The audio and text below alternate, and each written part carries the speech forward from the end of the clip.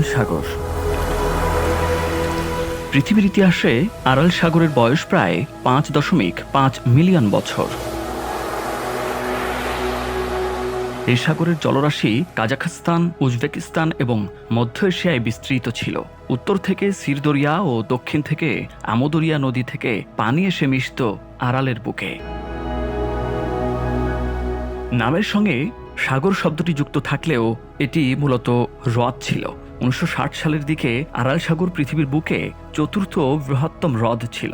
তবে বিশালতার কারণে আরবদের কাছে এই হ্রদটি পরিচিত ছিল সাগর হিসেবে। শুকিয়ে গেলেও ভূগোলের পরিভাষায় আরাল এখনও সাগর, তবে বিলুপ্ত হয়ে যাওয়া সাগর।